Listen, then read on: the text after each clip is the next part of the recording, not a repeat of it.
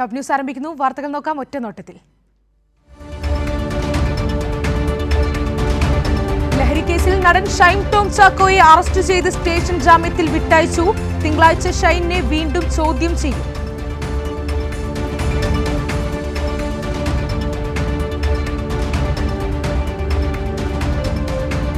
നടി വിൻസിയുടെ പരാതി ഗൂഢാലോചനയെന്ന് ഷൈൻ ടോം ചാക്കോയുടെ മൊഴി. ഷൈൻ പലതവണ മയക്കുമരുന്ന് ഉപയോഗിച്ചതായി എഫ്ഐആർ. ഷൈനെതിരെ ഗൂഢാലോചന കുറ്റം ചുമത്തി.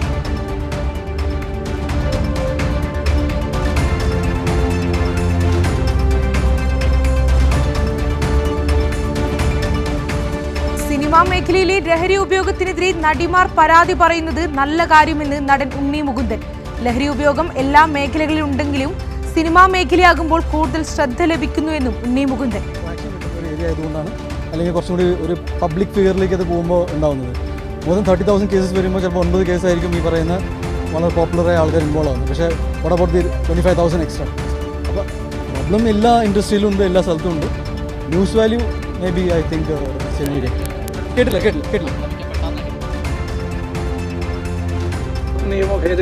വഖഫ് നിയമ ഭേദഗതിയുടെ ചർച്ചയിൽ നിന്ന് ഒളിച്ചോടുന്ന സമീപനമാണ് കോൺഗ്രസ് എംപിമാർ സ്വീകരിച്ചതെന്ന് CPM സംസ്ഥാന secretary MP Govindan master. Wayanad MP Priyanka Gandhi പാർലമെന്റിൽ ഉണ്ടായിരുന്നില്ല. രാഹുൽ ഗാന്ധി ചർച്ചയിൽ സംസാരിച്ചിട്ടുമില്ല.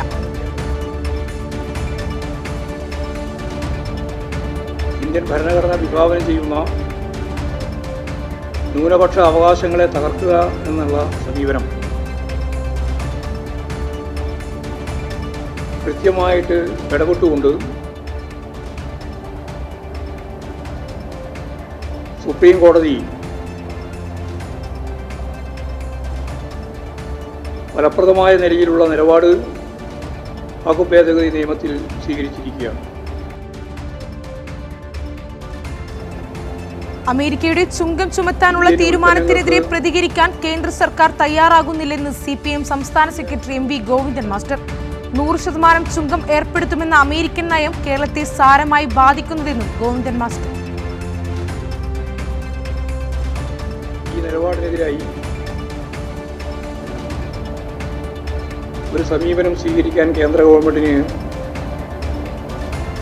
അമേരിക്കക്ക് കീഴടങ്ങിയ നിലപാടിന്റെ ഭാഗമായിട്ട് സാധിക്കുന്നില്ല എന്ന് പറഞ്ഞ നാടിന്റെ താല്പര്യം സംരക്ഷിക്കുന്നതിന് വേണ്ടി ഇന്ത്യൻ പ്രധാനമന്ത്രിക്കോ ഇന്ത്യൻ ഭരണ സംവിധാനത്തിനോ അമേരിക്കയ്ക്ക് മുമ്പിൽ പറയാൻ ധൈര്യമില്ല എന്നുള്ളതാണ് നമ്മുടെ മുമ്പിലുള്ള ചിത്രം. ആശാപ്രവർത്തകർക്ക് വേണ്ടി ചെയ്യാവുന്നതെല്ലാം സർക്കാർ ചെയ്തുവെന്ന് EP ജയരാജൻ. ആശാപ്രവർത്തകരെ വഞ്ചിച്ചത് സമരത്തിനിറക്കിയവർ. സമരക്കാർ ആരുടെയെങ്കിലും കയ്യിൽ കളിക്കുന്നവരാകരുതെന്നും EP ജയരാജൻ. പൊതുമേഖലാ സ്ഥാപനങ്ങളെ റിക്രൂട്ട്മെന്റ് നടത്തുന്നത് അങ്ങനെ എല്ലാം നല്ല നിലയിൽ നടത്തിക്കൊണ്ടു പോവുകയാണ്. എല്ലാ തൊഴിൽ രഹിതരായവരോടും അങ്ങേറ്റത്തെ അനുഭാവപൂർവ്വം പെരുമാറുന്നൊരു ഗവൺമെൻറ്റാണ് ഇവിടെയുള്ളത്. പൊതുമേഖലാ സ്ഥാപനങ്ങളിൽ തന്നെ ഇപ്പോൾ നിയമനത്തിന് വേണ്ടി പ്രത്യേക സംവിധാനം ഉണ്ടാക്കി. അവരാണ് ഇപ്പോൾ പൊതുമേഖലാ സ്ഥാപനങ്ങളെ റിക്രൂട്ട്മെന്റ് നടത്തുന്നത്. അങ്ങനെ എല്ലാം നല്ല നിലയിൽ നടത്തിക്കൊണ്ടു പോവുകയാണ്. എല്ലാ തൊഴിൽ രഹിതരായവരോടും അങ്ങേറ്റത്തെ അനുഭാവപൂർവ്വം പെരുമാറുന്നൊരു ഗവൺമെൻറ്റാണ് ഇവിടെയുള്ളത്. വനിതാ പോലീസുകാർക്ക് കൂടുതൽ പേർക്ക് നിയമനം നൽകിയത് പിണറായി സർക്കാർ എന്ന് PK ശ്രീമതി ടീച്ചർ. ഫയർഫോഴ്സിൽ പോലും നമ്മുടെ പെൺകുട്ടികളെ എടുക്കണം എന്ന് തീരുമാനിച്ചെടുത്ത ഒരു ഗവൺമെൻറ്റാണ്. ആ ഗവൺമെൻറ്റിൻ്റെ കാര്യങ്ങൾ നടപടിക്രമങ്ങൾ എന്താണെന്ന് മനസ്സിലാക്കാതെ വാശി പിടിച്ച് പോവുകയല്ല വേണ്ടത്. മറിച്ച് പോലീസിലും അവരെഴുതിയിട്ടുണ്ട്, ക്ലറിക്കലും എഴുതിയിട്ടുണ്ട്, അല്ലെങ്കിൽ മറ്റേതെങ്കിലും പോസ്റ്റിലും വേക്കൻസിയിൽ അവർ പരീക്ഷ എഴുതിയിട്ടുണ്ട്. പക്ഷേ ജോലി കിട്ടണമെന്നുള്ള അവരുടെ ആഗ്രഹത്തോടൊപ്പമാണ് നമ്മളെല്ലാവരും. കേരളത്തിനകത്ത് ഞാൻ മനസ്സിലാക്കിയിടത്തോളം പ്രത്യേകിച്ച് വനിതാ പോലീസുകാർക്ക് ഏറ്റവും അധികം ജോലി കൊടുത്ത ഒരു കാലഘട്ടമാണ് ഫയർഫോഴ്സ്. നിലമ്പൂർ ഉപതെരഞ്ഞെടുപ്പിൽ ഇടതുപക്ഷ മുന്നണിക്ക് അനുകൂലമായ സാഹചര്യമെന്ന് LDF കൺവീനർ TP രാമകൃഷ്ണൻ. PV അൻവർ CPM-നെ സംബന്ധിച്ചിടത്തോളം അടഞ്ഞ അധ്യായമെന്നും TP രാമകൃഷ്ണൻ. നിലമ്പൂർ സീറ്റ് CPM-ന് അനുവദിക്കപ്പെട്ട സീറ്റാണ്. ഇടതുപക്ഷ ജനാധിപത്യ മുന്നണിയിൽ CPM-ന് അനുവദിക്കപ്പെട്ട സീറ്റാണ്. അവിടെ ചിലപ്പോൾ പാർട്ടി സ്ഥാനാർത്ഥിയെ നിർത്തിയെന്ന് വരും, അല്ലെങ്കിൽ സ്വതന്ത്ര സ്ഥാനാർത്ഥിയെ നിർത്തിയെന്ന് വരും.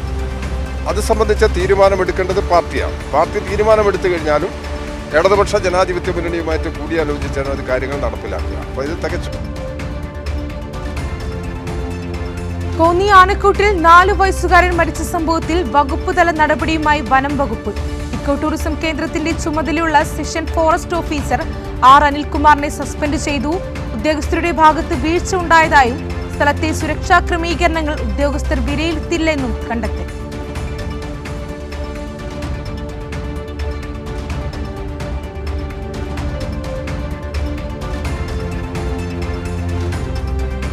തളിപ്പറമ്പ് വഖഫ് വിവാദത്തിൽ നിന്നും തടിയൂരാൻ അഭിഭാഷകനെ പഴിചാരി മുസ്ലിം ലീഗ് നേതൃത്വം. ഹൈക്കോടതിയിൽ സമർപ്പിച്ച സത്യവാങ്മൂലത്തിൽ വഖഫ് ഭൂമിയല്ല എന്ന് കാണിച്ചത് ക്ലറിക്കൽ മിസ്റ്റേക്ക് എന്ന് വിശദീകരണം.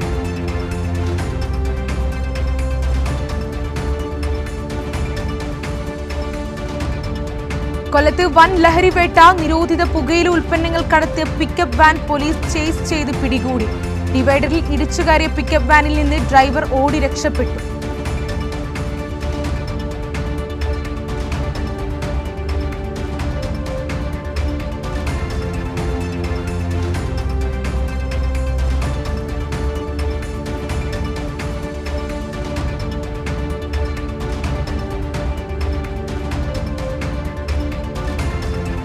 തൃശൂർ പോട്ടയിൽ നിയന്ത്രണം വിട്ട് ടാറ്റ സുമോ വാഹനം ഹൈമാസ്റ്റ് ലൈറ്റിലിടിച്ച് 9 പേർക്ക് പരിക്ക്.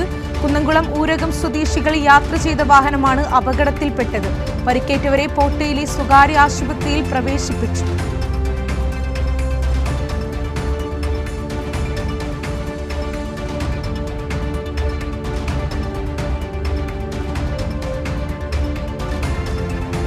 ചരിത്ര നേട്ടവുമായി എമ്പുരാൻ. മലയാളത്തിൽ നിന്ന് 300 കോടി ക്ലബിലെത്തുന്ന ആദ്യ ചിത്രമായി എമ്പുരാൻ. ചിത്രം 325 കോടി നേടിയതായി അണിയറ പ്രവർത്തകർ.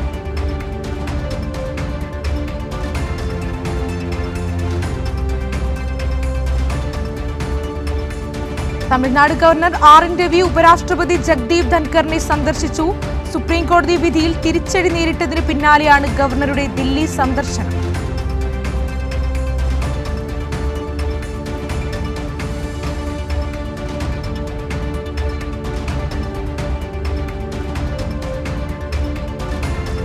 ദില്ലിയിലെ മുസ്തഫാബാദിൽ കെട്ടിടം തകർന്നു വീണ് 4 പേർക്ക് ദാരുണാന്ത്യം. 12 പേരെ രക്ഷപ്പെടുത്തി.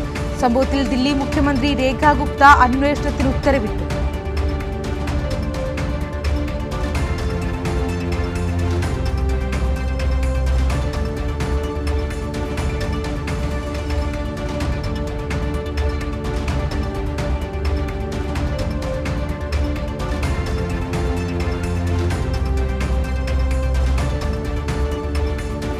മധ്യപ്രദേശിലെ സർക്കാർ സ്കൂളിൽ വിദ്യാർത്ഥികൾക്ക് മദ്യം വിളമ്പിയ അധ്യാപകൻ. മദ്യം വിളമ്പുന്ന വീഡിയോ സാമൂഹിക മാധ്യമങ്ങളിൽ പ്രചരിച്ചതോടെ നടപടിയെടുത്ത് വിദ്യാഭ്യാസ വകുപ്പ്.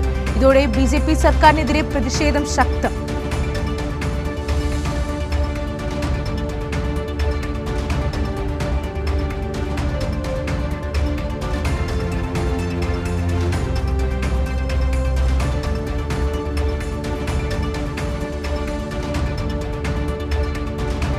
മുംബൈ ഭീകരാക്രമണ കേസിലെ മുഖ്യ സൂത്രധാരൻ ഡേവിഡ് കോൾമാൻ ഹെഡ്ലിയെ ചോദ്യം ചെയ്യാനൊരുങ്ങി NIA.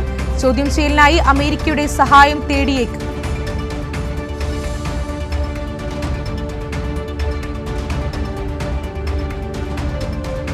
കാനഡയിൽ ഇന്ത്യൻ വിദ്യാർത്ഥി വെടിയേറ്റു മരിച്ചു. ഹർസ്മ്രത് റൺധാവ എന്ന വിദ്യാർത്ഥിയാണ് കൊല്ലപ്പെട്ടത്. ജോലിക്ക് പോകുന്നതിനിടെ ബസ് സ്റ്റോപ്പിൽ കാത്തു നിൽക്കുമ്പോൾ കാറിലെത്തിയാൽ വെടിയുതിർക്കുകയായിരുന്നു. ഇതോടെ ടോപ്പ് ന്യൂസ് പൂർണ്ണമാകുന്നു.